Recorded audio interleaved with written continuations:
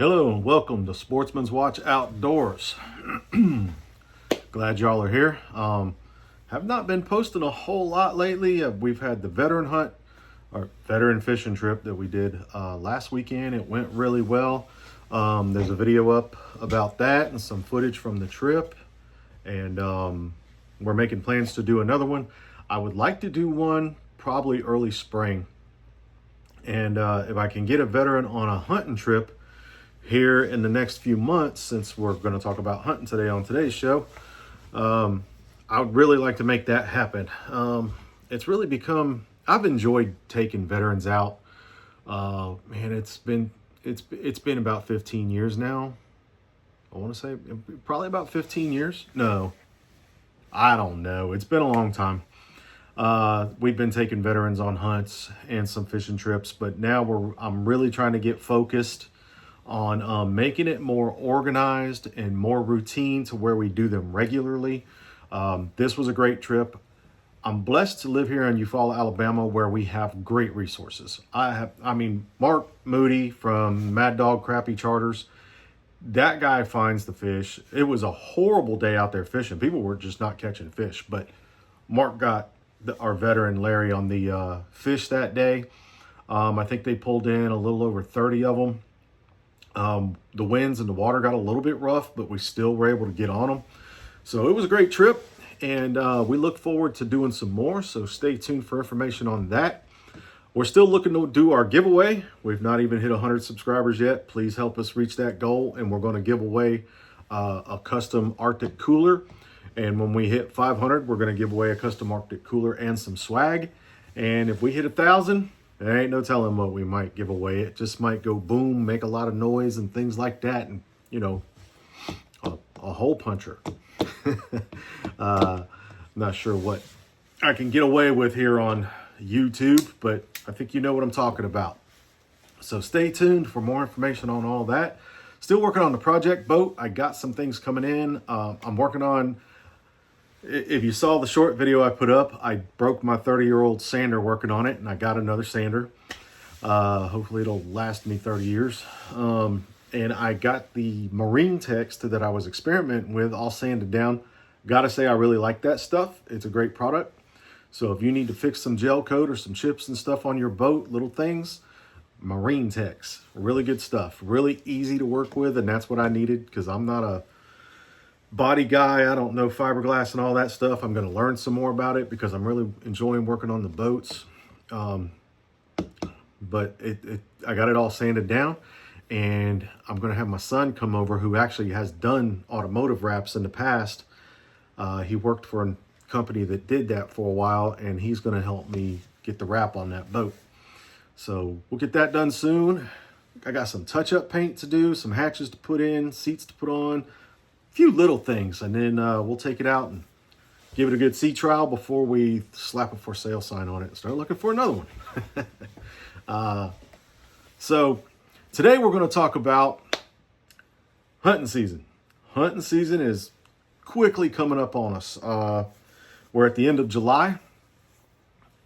Bucks are in velvet. People are going to start hunting velvet season soon. I know out up in the Dakotas, just in a couple weeks, bow season is going to be starting on antelope, I believe. And in October, you got pheasant season up there. You got deer season starting in some places. Down here, archery season will start around then. So we got a lot going on. And you all know me as a bad fisherman. I own it because I am. I enjoy doing it, but I ain't no good at it. But when it's come to hunting, I've done fairly well. I've been blessed to learn from a lot of good people. I've been blessed to really hunt down some great animals. I've got some big ones on the wall out there. I've got elk, antelope, buffalo. I've been very blessed in my hunting. And it is a passion as well. As you know, anything outdoors I absolutely love doing.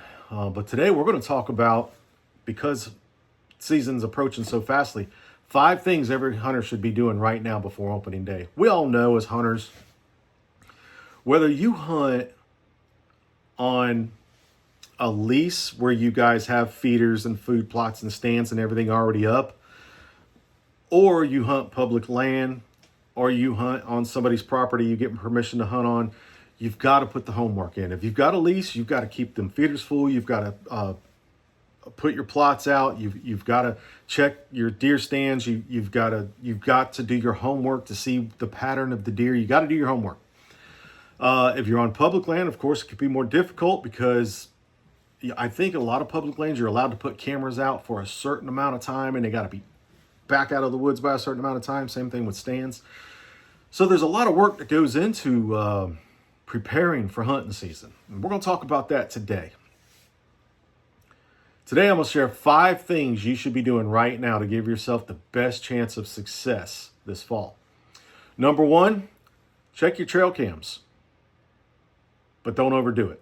This is one of the best times of year to learn what's living on your property and see what's traveling in and out of your property, whether it's a lease or if you can put trail cams on public property. You know, if you have the idea the area you're going to hunt in, you know, you want to be watching their patterns right now. Look for mature bucks showing up consistently. Travel routes between bedding and feeding areas. The times that deer are moving. Last year, man, I had deer moving at night all season long. Just nothing but, I mean, it seemed like the entire species went nocturnal on me. But here's this mistake many hunters make. They check their cameras too often. You don't want to get in there and keep spooking them out and put your scent everywhere. Every trip into the woods leaves scent and creates disturbance. If you're constantly walking through bedding areas, you're educating the very deer you're hoping to hunt.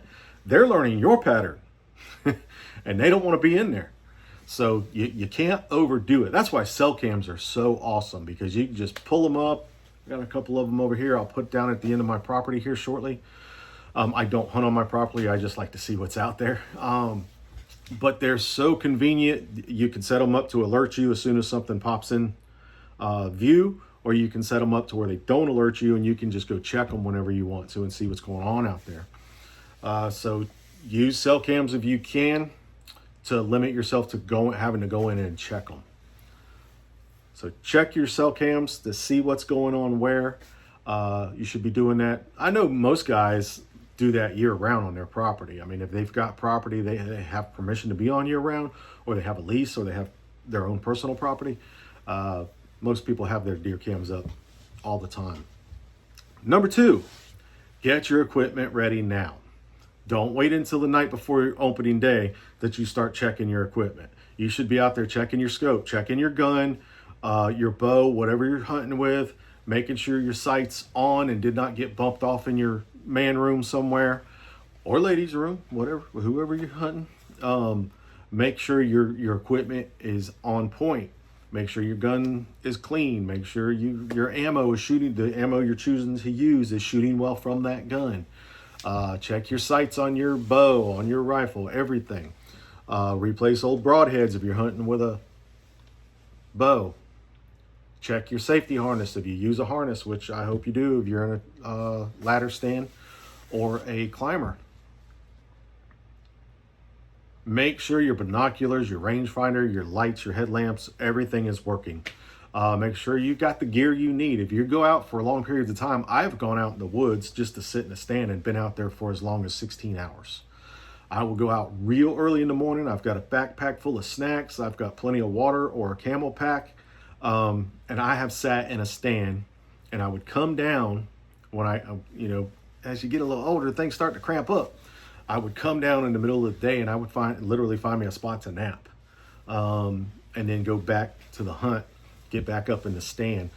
So if you're going to be out there for long periods of time like that and you're hunting up high, it's always a good idea to have a first aid kit. First aid kit, hydration, you want to make sure you have things, and your smartphone, cell phone. My wife and I have what's called rapid radio. So I have my phone and I have my walkie-talkie. So I can get a hold of her at any given time on that walkie-talkie. Even if I have bad cell service, my rapid radio is going to work and I can call her and let her know where I'm at and things like that. So check your equipment, make sure you have everything you need. Be ready for season to come up on you so you can just go grab your gear and head out. Number 3, Scout smarter, not harder. Many hunters think more scouting equals better hunting. That's not always true.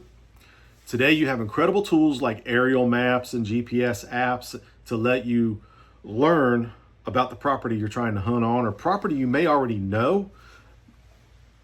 I've seen hunters that have hunted on. As a matter of fact, I had an incident at a property where I hunted, where I actually killed my biggest whitetail 2 years ago. A hunter was on the property. He said he'd hunted there for years, for 10 years, not knowing he was hunting on my boss's property, not knowing he was on our company's land. And we gave him permission. We tried to be nice, the nice neighbor, and let him hunt and stuff. We caught him poaching and wound up, he killed a deer, cut the head off, and left the carcass there. We weren't keen on that, so we booted him off the property, but he swore he did not know he was on somebody else's property. So know your property lines, know your property, and there's so many tools and resources for doing that these days that there's really no excuse for you to be crossing lines. When you do scout in person, keep your visits short and stay out of bedding areas. You want to stay out of the areas, you can scout from a distance. You can see game trails, you can see bedding and stuff without walking over the top of them and putting your scent and everything out there. So scout smart. Also, why cell cams are so great. Less pressure often means more daylight deer movement when season opens. Number 4, prepare your stand locations. This is for guys that, like I said, a lot of you guys on lease, especially down here in the South, we hunt on leases and hunt clubs and stuff, and stands are up throughout the year. But sometimes you're not being very productive. You want to move your stand. You got to be careful about how you move your stand, when you move your stand, so that the deer, you're not spooking them off, and placing that new stand in a new location is not going to pressure them away because they're not familiar with that. So doing it early allows deer time to get used to the changes that they're seeing in their environment.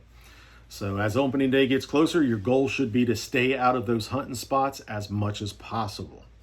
That's why the early scouting works, because you can stay out of there pretty well, not blow your cover before opening day. Number 5, and the last topic we're going to cover. We spend a lot of time getting our gear ready, but sometimes we forget to prepare ourselves. This is very important, and I'm very, very guilty. Can you comfortably climb into your stand? So far, yes, I can.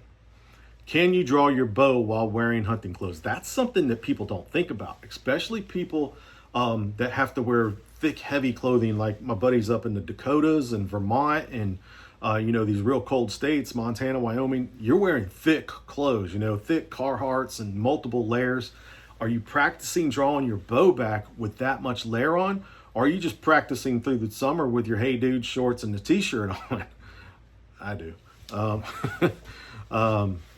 So you got to get comfortable with yourself. You got to make sure, and if you're going into certain areas and if you have to hike out a long way, make sure you're in the shape to do that. I've caught myself, especially when I lived out there in the Dakotas, hiking for miles. And I'm the type of guy that when my mind gets focused on something, I'm not paying attention to the neglect how I'm neglecting my body, not drinking enough water, not pacing myself, and I'll get winded and say, whoa, I have to stop and sit down.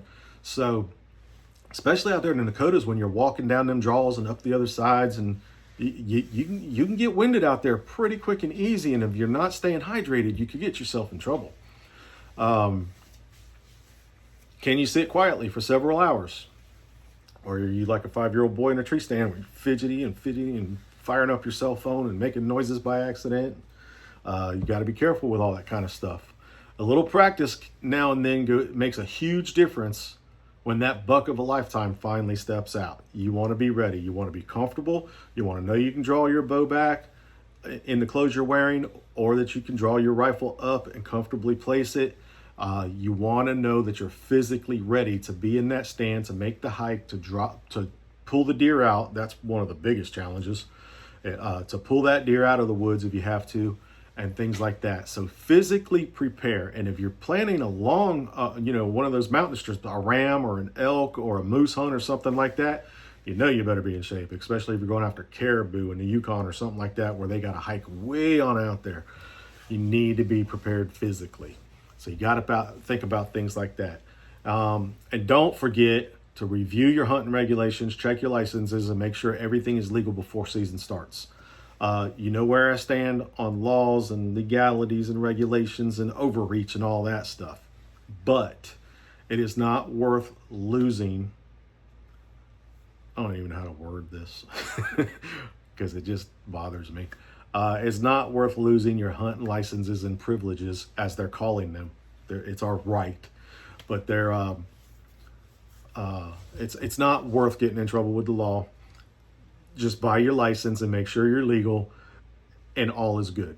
That's all you got to do. I don't necessarily like a lot of the laws, but I do abide by them because I am passionate about my hunting and doing things right, and I'm not going to let a $30 hunting license get me in trouble. So hunting success doesn't usually happen on opening morning. It happens during the weeks leading up to the season. The hunters who consistently fill tags aren't always the luckiest. They're often the ones who prepared the best. Spend a little time now getting everything ready, and you'll head into opening day with confidence instead of scrambling at the last minute. I have done that. I'm guilty of it. As I've gotten older, I've gotten better about preparing my gear and having everything ready. In my room here, you can't see it because of this little AI thing I got behind me blocking me. But in my room here, I've got all my gear set up, and during hunting season, I have everything in one spot. So I can literally walk in here at 4 o'clock in the morning, put my gear on, spray myself down, and head out. And I've gotten better at it. I guess as I've gotten older, I've gotten a little bit more wise about that stuff, and a little more patient about doing things. So you guys, I hope you have a blessed hunting season. I hope you come back to this channel and we'll share some stories with us. I'm gonna put up some pictures of some of my hunting stuff because I want to brag a little bit, and I'm proud of it. And I have not had the best couple of years actually hunting, but I killed my biggest buck a couple of years ago. Then the following year, I think I killed a doe. Last year, I didn't get anything. So I'm gonna show off a little bit, show you some hunts that I've been blessed to go on. Actually, I'm gonna post them at the front of this video. So hope y'all enjoyed the show. Hope y'all come back. Please like and share. Stay tuned for more content. We're gonna be getting into more hunting stuff as the season progresses, but we're never gonna leave fishing behind because we can fish year round. So we'll keep you guys posted on everything. God bless y'all, and thanks for joining.